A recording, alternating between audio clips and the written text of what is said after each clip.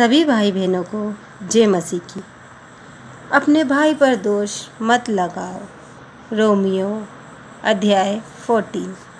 जो विश्वास में निर्बल है उसे अपनी संगति में ले लो, परंतु उसकी शंकाओं पर विवाद करने के लिए नहीं।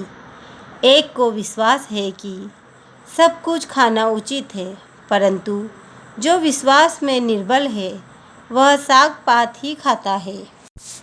खाने वाला न खाने वाले को तुच्छ न जाने, और न खाने वाला खाने वाले पर दोष न लगाए, क्योंकि परमेश्वर ने उसे ग्रहण किया है।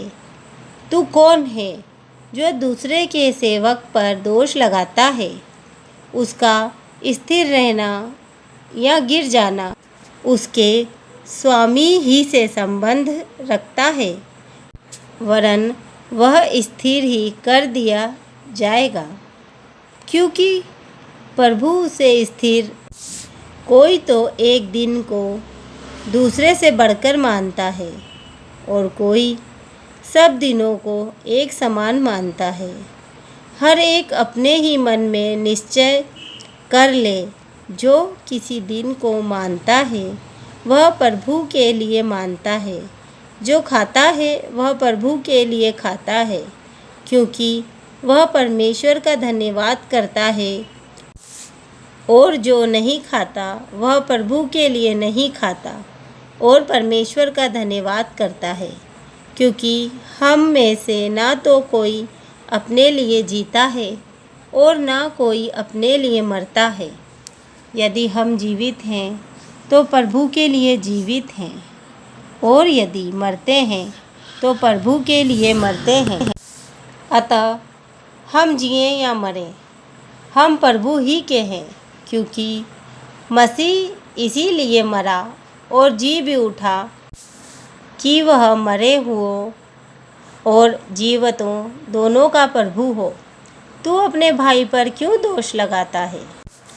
या तू फिर क्यों अपने भाई को तुच्छ जानता है? हम सब के सब परमेश्वर के न्याय सिंहासन के सामने खड़े होंगे, क्योंकि लिखा है, प्रभु कहता है, मेरे जीवन की सौगंध कि हर एक घुटना मेरे सामने टिकेगा और हर एक जीभ परमेश्वर को अंगीकार करेगी। इसीलिए हम में से हर एक परमेश्वर को अपना अपना लेखा देगा। अतः आगे को हम एक दूसरे पर दोष ना लगाएं, पर तुम यह ठान लो कि कोई अपने भाई के सामने ठेस या ठोकर खाने का कारण ना रखे।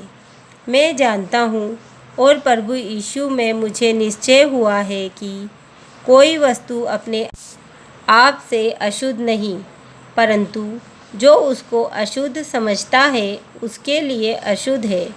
यदि तेरा भाई तेरे भोजन के कारण उदास होता है तो फिर तू प्रेम की रीति से नहीं चलता। जिसके लिए मसीह मरा उसको तू अपने भोजन के द्वारा नष्ट ना कर। अतः तुम्हारे लिए जो भला है उसकी निंदा ना होने पाए, क्योंकि परमेश्वर का राज्य खाना पीना नहीं, परंतु धर्म और मेल मिलाप और वह आनंद है जो पवित्र आत्मा से होता है। जो कोई इस रीति से मसीह की सेवा करता है वह परमेश्वर को भाता है और मनुष्यों में ग्रहण योग्य ठहरता है।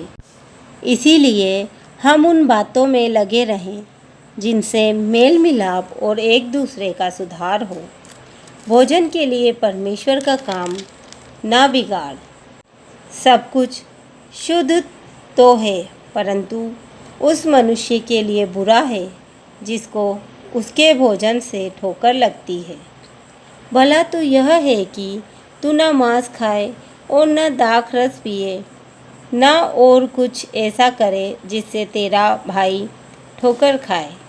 तेरा जो विश्वास हो उसे परमेश्वर के सामने अपने ही मन में रख।